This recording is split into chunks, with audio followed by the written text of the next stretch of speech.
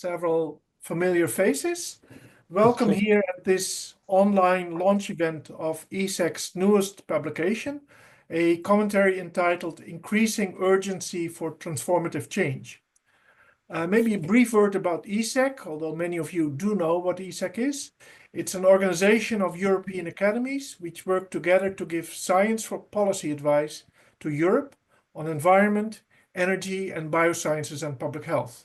And I would like to add that the three programs increasingly address issues related to climate change. I currently serve as president. I'm Wim van Saarloos from the Dutch Academy.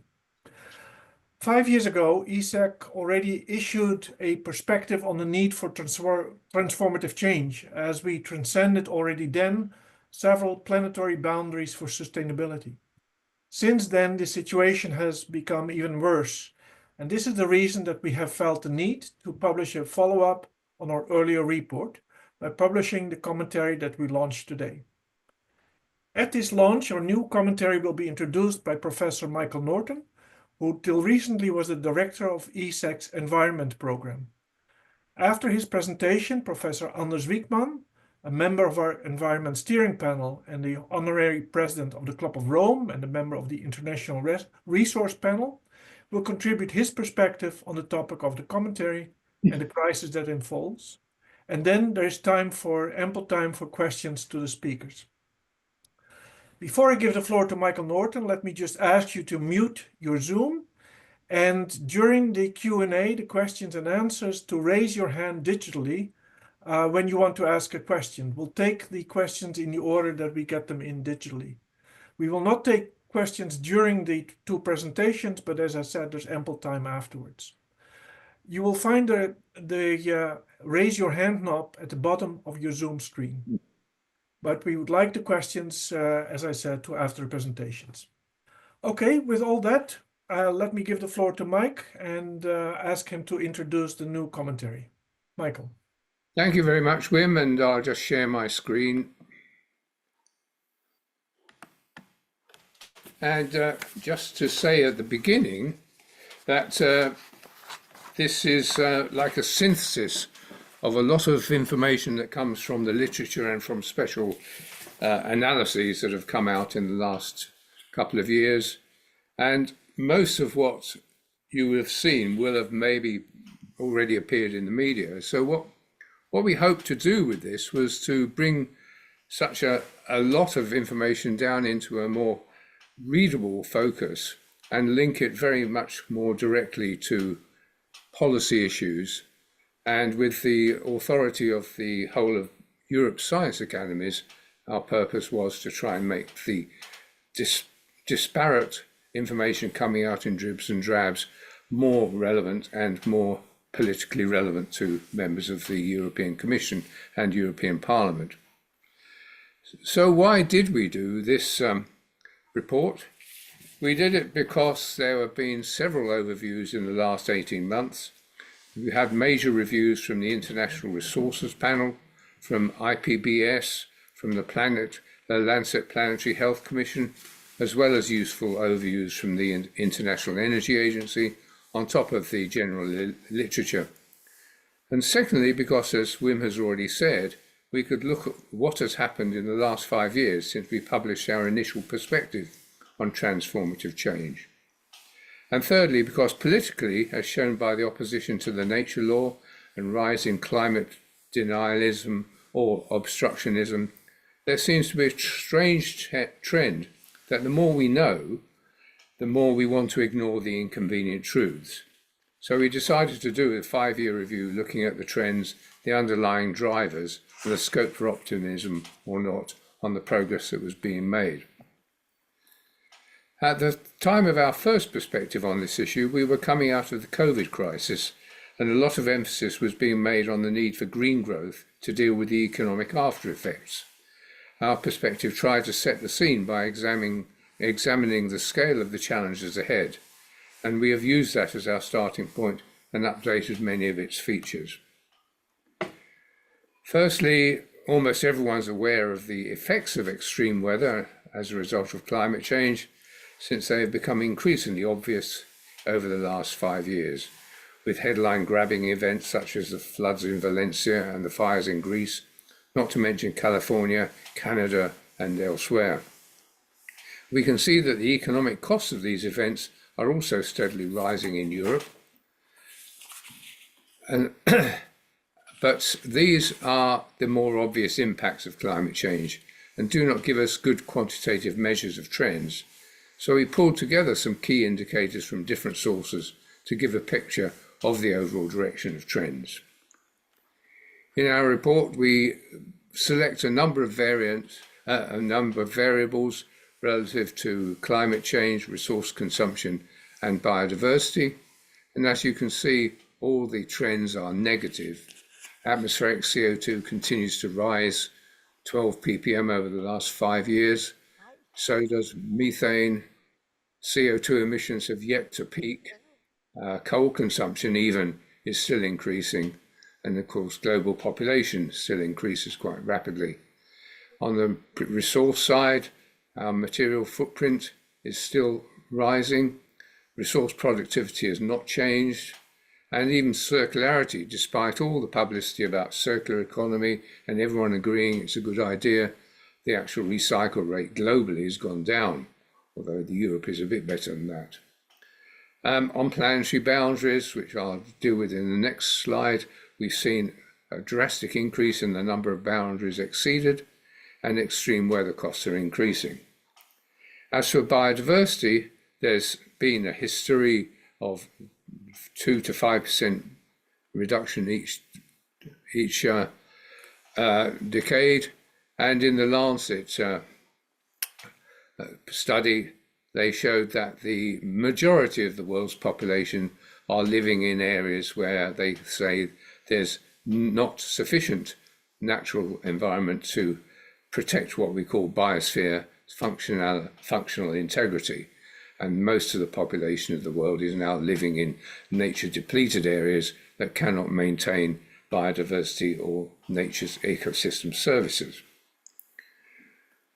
Integrating the various complex factors into their overall impact on the planet has led to the science of planetary boundaries, which should not be exceeded to maintain a planet capable of supporting our current civilizations. So of the 9 planetary primary boundaries shown here, just 3 were exceeded when assessed in 2015. But as you'll see in this latest work, 3 more have moved into dangerous territory, and a further one, ocean acidification, is close to its own boundary. The Lancet Commission introduced its own form of boundary in the form of Earth systems boundaries, which come to broadly similar conclusions. So the trend continues to be negative, and only atmospheric aerosols and ozone have become effectively controlled. As you can see in the diagrams, the little arrows facing to the right are showing you the trend, and all trends are in the wrong direction. What is particularly concerning is that the rate of change of some of the key variables is accelerating. Annual increments in carbon dioxide and methane concentrations are growing significantly faster, suggesting that some of the positive feedbacks inherent in the Earth system are coming into play. Overall warming has also been increasing at faster rates in the last 2 years, and particularly worrying is the apparent collapse in the capacity of some natural systems to absorb CO2. We have also seen little progress, in fact some retreat, in our well-publicised move to a circular economy with the fall in recycling rates. So most material remains used only once before becoming waste. So what is going on here? Why, despite all the headlines in achievements of solar, wind, batteries, electric vehicles and so on, do we see so little impact on the state of the planet? We have addressed that in some of the key policy tools we identified in our earlier study and looked at how those are being implemented and how effective they have or haven't been. So those are the 6 categories in the right-hand side of this screen. Very briefly, what we find is on green growth. The appetite for green growth certainly seems to be fizzling out in many countries, and in any case would be inadequate to address the problems we have summarized. However, it has achieved some accelerations in positive trends, but they're just simply not enough. Fossil fuel industry is going backwards.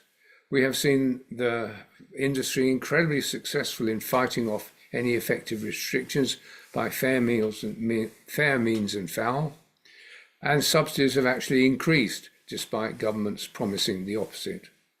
And all the warnings of IEA and IPCC ignored and sidelined, and the industry has shown little appetite to cooperate on these sustainability issues, and mostly opposes or has resistance to national measures. And one of the most recent problems is these international state dispute settlements, which have led to huge transfers of money from countries seeking to restrict the industry and the industries affected. On GDP, despite all the efforts that were going on during the last 15 years to overcome the weaknesses of GDP, it is still the holy grail of most governments and growth for growth's sake dominant of policy.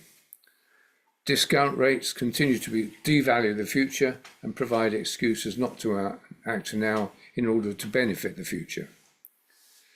We find that evidence is that carbon pricing is effective, but still just has its toe in the water, and no one seems to be prepared to apply it at sufficient rates to influence behaviour significantly. And biodiversity continues to be lost as its habitat is converted to agriculture and lost to economic development.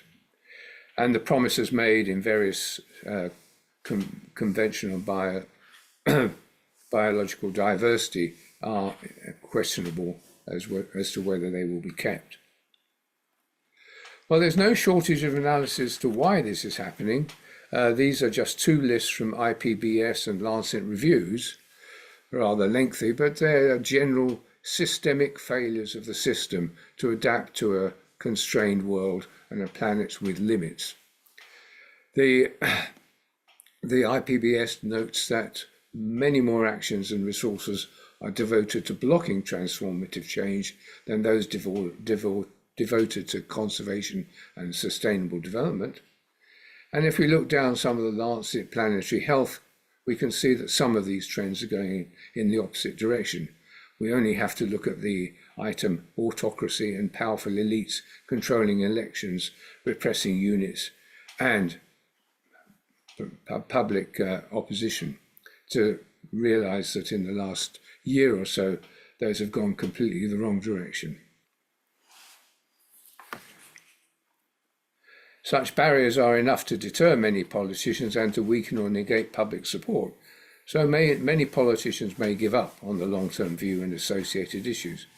But we would encourage them not to, because in addition to the current dire situation, we think we are structurally underestimating the risks that are facing us. So in section 5 of our commentary, we point out that the risks are not properly being understood or taken into account for the reasons here.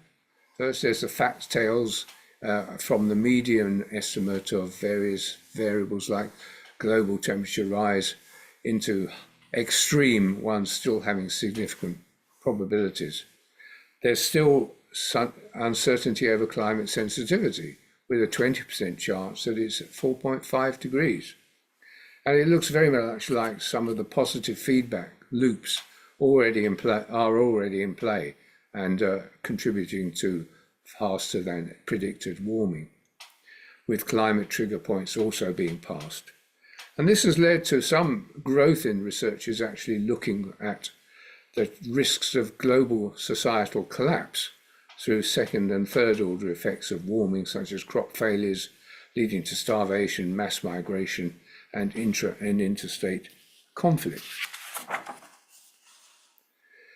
We see the risk of allowing the planet to get into inhospitable states to be much higher than we would expect in any other field of activity, and that irreversibility and positive feedbacks are just not properly recognized in the policy debate. This is partly due to our tendency to discount the future, and partly because risk is not under anyone's actual control. Being a global risk, impacting different places in different ways. Nevertheless, we think a much clearer review of the risk is needed, so we don't have to continue this trend of examining the risk of societal collapse. So what are the options? The first one is to continue attempts to moderate our current system without completely changing it. However, many of what we now see as structural failures are the results of centuries of being embedded in our economic system and highly resistant to change. We continue to be focused on short-term profit maximization, and environmental and social effects continue to be externalized from most economic decisions. A very recent example is that of BP, which twice in the last 30 years has attempted to lead others in its industry by moving its oil business towards a greener future, and twice had to reverse that because the oil business remains so profitable and greening not. So its efforts are rejected by shareholders and the market.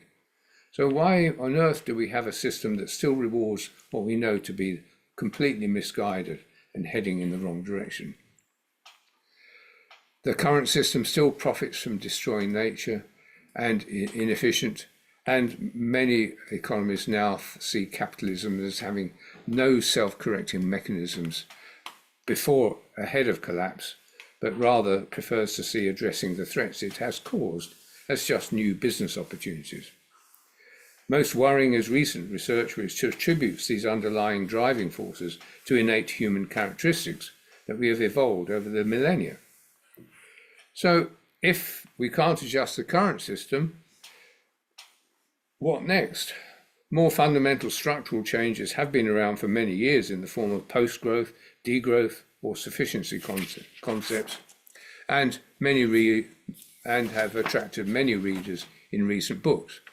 We briefly summarize some of those that have gained some attention politically in the EU, but these raise major challenges to policymakers, and it does raise the question whether it would be possible for a politician to campaign on this. Even more fundamental question is, how far would they be even allowed to campaign on this by media owners and oligarchs? And who would vote for this after being told that the whole fundamental aim of humanity was to grow? We have some attraction to the concept of sufficiency, and this has had some debate within the European Union. It's certainly philosophical attractive, but how does one define sufficiency? And that is undeniably related to individuals concerned. We have millionaires who don't think that's sufficient. They want to become a billionaire. And we have billionaires who don't think that's sufficient, and they just want to become a trillionaire. So we don't see a lot of self-restraint there. Despite these inherent barriers, the previous Commission and Parliament did make many world-leading steps towards some components of a transformative change agenda. We thus finish on a more positive note in that steps have been started in the comprehensive Green Deal, Farm to Fork, biodiversity and related strategies, and only last year, the Nature Restoration Law. We argue that the science supports the continuation of that direction. We hope, therefore, that pulling together all the key issues into what we hope is a readable document will encourage the current Commission to continue in that journey, and also persuade some of the recently elected MEPs that the populist agendas of climate denial, hostility to nature and to environmental constraints, not to mention the rejectionist policies advocated across the Atlantic, are just not the way forward. So thank you very much, and I'd be happy to take part in the discussion. And before that, we have a presentation or some comments from my distinguished EASAC colleague, Anders Wickman. Thank you. Thank you, Mike. Anders? Yes. I hope this will work. I'm happy to take part in this presentation. And I think Mike Norton has summarized very well. But let me focus on a few issues.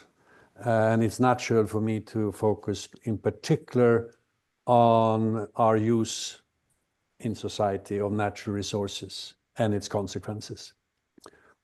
I'm a member of the International Resource Panel, and we came out with a report a few months ago which really demonstrates that we can't just continue to grow our use as we have been doing. Already in the 1970s, we had the Limits to Growth report, which pointed in this direction. We had comments by a leading economist, Kenneth Boulding. He made a comment that to believe in infinite growth of resource use on a final planet, you need to be either an idiot or an economist. But since that time, material throughput on planet Earth has more than tripled. In the most recent report of the panel, we conclude that 60% of greenhouse gases are directly linked to extraction and processing of materials. Biomass, steel, concrete, ammonia, aluminium, textiles, electronics. To make production cleaner and greener, which is one of the policy objectives, will of course help, but it's not enough. Demand for materials cannot continue to increase. Material consumption is in fact the main driver of both climate change and biodiversity loss. And we have a problem in the economic model. Nature and natural resources are not part of the model. Economists are mainly concerned about financial capital, labor, skilled labor, of course, technology and innovation. But nature seems to be looked upon more or less as a constant. Yet almost all economic activity is based on natural resources and have a profound impact on nature. And ironically, these impacts are looked upon as external effects or externalities. And this was of course okay in a world with say 2 or 3 billion people, and where the economies, the turnover of the economy was much, much smaller than today. But today I would submit we live in the full world and we cannot continue with the same system. There are two major problems as we see it. On the one hand, that we will experience resource depletion, scarcity, or much more expensive materials to use. The richest ores, for instance, have already been exploited, and it will take much more energy in the future to increase mining, just as an example. The other problem, not so much talked about, but very, very, very important, is the sink capacity. And the data I referred to with regard to greenhouse gas emissions and biodiversity proves this, namely that the natural systems can no longer absorb all the residue materials that material extraction and processing is leading to. Let me take an example from my own country, Sweden. We are producing around 5 million tons of steel every year, and there are now serious efforts to decarbonize that process, to moving from using coal and coke to hydrogen in the process. And that will probably succeed, maybe 5 or 10 years from now, but Sweden produces 5 million tons, as I said. The world production is 1,900 million tons. So you can imagine what it means to change all that production. This means we have to start look at demand and try to use resources in a much more intelligent and efficient way. Part of the problem is also that the distribution of materials on planet Earth is very uneven. I live in Sweden, roughly 20 tons of material footprint or throughput for me as an individual per year. A person living in a low-income country in Africa has a material footprint of maybe 3 to 4 tons. It goes without saying that to improve standard of living for people in low-income countries, they need more natural resources, they need more material. But if they would end up at 20 tons, this little planet wouldn't cope. So the lead must be taken by high-income countries. The lead must be taken by the European Union to start using resources in a different way. By moving into resource efficiency and circularity, and by curbing overconsumption. To do that is important to save the planet, but also to provide space for all the poor people in this world who need a better standard of living. Green Deal is a serious attempt. The Circular Economy Action Plan has been of central importance. Now, unfortunately, we experience that political groups, in particular on the right, want to delay and dilute the Green Deal. And that entails, in our mind, very huge risk. Let me finally make one point, because there is a lot of talk about competitiveness in Europe. The Draghi report is used as a background material, and Draghi makes the point that energy cost is much higher in Europe than, for instance, in the United States. But the conclusion is not to lower the energy cost per se by taking away taxes and fees. The logic conclusion is to use materials and energy much more efficiently. And just to make one observation, for most production companies in Europe, material costs make up almost 60% on average of the cost base, which shows that if you can improve efficiency, you will also become more competitive. I think I stop there in the interest of time. Thank you.